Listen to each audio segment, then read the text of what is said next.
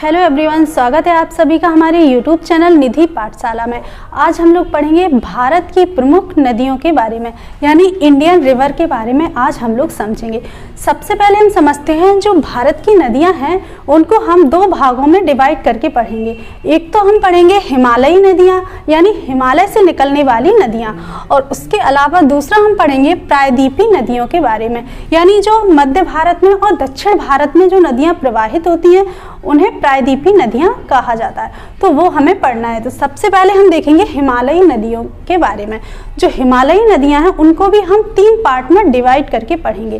पहले हम पढ़ेंगे सिंधु नदी तंत्र के बारे में, यानी इंडस रिवर सिस्टम के बारे में। उसके अलावा दूसरा पढ़ेंगे गंगा नदी तंत्र के बारे में, यानी गंगा रिवर सिस्टम। उसके बाद तीसरे में पढ़ेंगे हम ब्रह्मपुत्र नदी तंत्र के बारे में। तो ये आपको स्ट्रक्चर याद रखना है कि भारत की नदियों को हम दो भागों में बांटेंगे, हिमालयी नदियाँ और प्रायद्वीपीय नदियाँ। उसके अलावा हिमालयी नदियों को हम तीन पार्ट में डिवाइड करके पढ़ेंगे। पहले पढ़ेंगे सिंधु नदी तंत्र के बारे में, उसके बाद पढ़ेंगे गंगा नदी तंत्र के बारे में, उसके बाद पढ़ेंगे ब्रह्मपुत्र नदी तंत्र के बारे में। ऐसे ही हम प्रायद्वीपीय नदियों को भी दो पार्ट में डिवाइड करेंगे, एक मध्य भारत की नदियाँ और दक्षिण भारत की नदियों के बारे में पढ़ेंगे। तो आइए स्टार्ट करते हैं सिंधु नदी तंत्र से, यानी इंडस रिवर सिस्टम के बारे में पढ़ते हैं। तो सबसे पहले हम देखते हैं कि सिंधु नदी तंत्र का उद्गम कहाँ से हुआ है। आपको नदियों के टॉपिक में आपको दो चीज़ें बहुत अच्छे से याद रखना है कि कौन सी नदी का उद्गम कहाँ से हुआ है, यानी कहाँ से नदी निकलती है, और कहाँ पर मुहाना बनाती है, यानी कहाँ पर वो गिरती है। तो सबसे पहले हम देखेंगे सिंधु नदी तंत्र जो है उसका उद्गम हुआ है, यानी सिंधु नदी का उद्गम हुआ है तिब्बत के मानसरोवर झील से।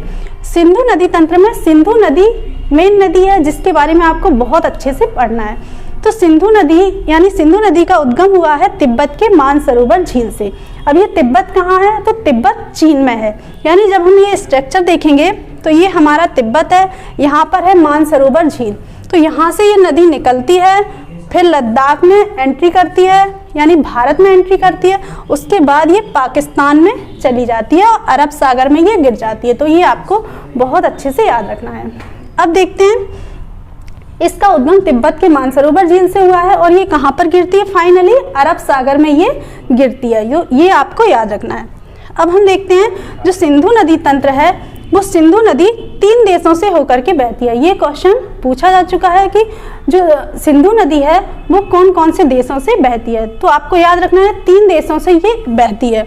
एक है चीन, उसके बाद भारत और उसके बाद पाकिस्तान होते हुए ये अरब सागर में गिर जाती है। तो ये आपको याद रखना है। अब हम देखते हैं सिंधु नदी तंत्र है उसमें दो नदियां हैं जो तिब्बत से आती हैं।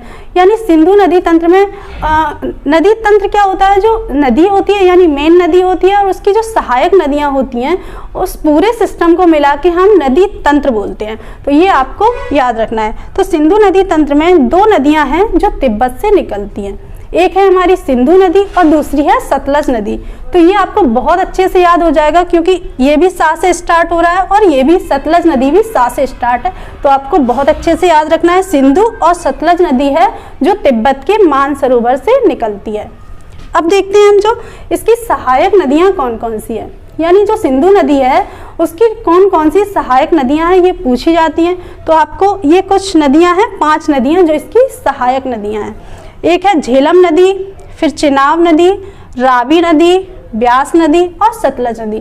तो ये 5 नदियां हैं जो सिंधु नदी की सहायक नदी हैं।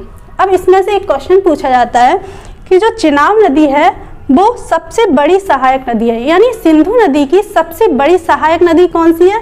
तो चिनाब नदी हमारा आंसर हो जाएगा। हेलो एवरीवन, आइए समझते हैं सिंधु जल समझौते के बारे में जिसे हम इंडस रिवर ट्रीटी कहते हैं। तो सिंधु नदी भारत और पाकिस्तान में बहती है। तो भारत और पाकिस्तान के बीच एक विवाद चल रहा था सिंधु जल को लेकर के। तो उसमें हम देखेंगे कि कौन सी नदी का जल भारत यूज़ करेगा और कौन सी नदियों का जल पाकिस्तान यूज़ करेगा। ये हमारे सिंधु जल समझौते में तय किया गया था। तो अब हम देखते हैं इंडस रिवर ट्रीटी थी जो, वो भारत और पाकिस्तान के बीच हुई थी और ये ट्रीटी 1960 में हुई थी, यानी सिंधु जल समझौता 1960 में हुआ था। उसके अलावा हम देखते हैं जो भारत के तत्कालीन प्रधानमंत्री थे, यानी जो सिंधु जल समझौता है उसमें क्या बताया गया था, यानी क्या निर्णय लिया गया था। तो उस समय के जो प्रधानमंत्री थे भारत के, पंडित जवाहरलाल नेहरू, और पाकिस्तान के राष्ट्रपति थे अयूब खान। इन्होंने हस्ताक्षर किए थे, इस संधि पर इन्होंने हस्ताक्षर किए थे और इन्होंने निर्णय लिया था कि सिंधु, झेलम और चिनाब, ये 3 नदियां हैं, इसका जल पाकिस्तान यूज करेगा, यानी 80% जल पाकिस्तान यूज करेगा और उसका 20% भारत यूज करेगा। और भारत के लिए रावी, ब्यास और सतलज, ये 3 नदियां हैं, उनका जल 80% जल भारत यूज करेगा और 20% पाकिस्तान यूज करेगा। ये इसमें निर्णय लिया गया था। तो आई होप फ्रेंड्स, ये सिंधु नदी के बारे में, सिंधु जल समझौते के बारे में आपको बहुत अच्छे से समझ में आया होगा। अब हम देखते हैं सिंधु नदी की जो सहायक नदी है, सबसे बड़ी सहायक नदी चिनाब नदी के बारे में। जो चिनाब नदी है उसका उद्गम हुआ है बड़ा लाचा दर्रा, हिमाचल प्रदेश से, यानी हिमाचल प्रदेश में जो बड़ा लाचा दर्रा है वहाँ से इसका उद्गम होता है, यानी वहाँ से ये नदी निकलती है। उसके अलावा जो मुहाना बनाती है ये सिंधु नदी, यानी आगे चलकर ये सिंधु नदी में मिल जाती है। अब ये जो चिनाब नदी है उसे हिमाचल प्रदेश में चंद्रभागा नाम से भी जाना जाता है। ये क्वेश्चन पूछा जा चुका है, तो आपको बहुत अच्छे से याद रखना है कि चिनाब नदी का ही नाम है चंद्रभागा नदी। इसे हिमाचल प्रदेश में चंद्रभागा कहा जाता है, क्योंकि हिमाचल प्रदेश में चंद्र और भागा 2 नदियां, अलग अलग 2 नदियां हैं, एक का नाम है चंद्र और दूसरे का नाम है भागा। तो दोनों नदियां जब आपस में मिल जाती हैं तब इसे कहा जाता है चंद्रभागा नदी। तो ये पॉइंट है कुछ चिनाब नदी के बारे में जो आपको बहुत अच्छे से याद रखना है। तो आई होप फ्रेंड्स, ये सारे पॉइंट आपको बहुत अच्छे से समझ में आए होंगे। तो अगर आपको हमारा वीडियो पसंद आया है तो आप हमारे वीडियो को लाइक कीजिए, हमारे चैनल को सब्सक्राइब कीजिए और शेयर भी कीजिए।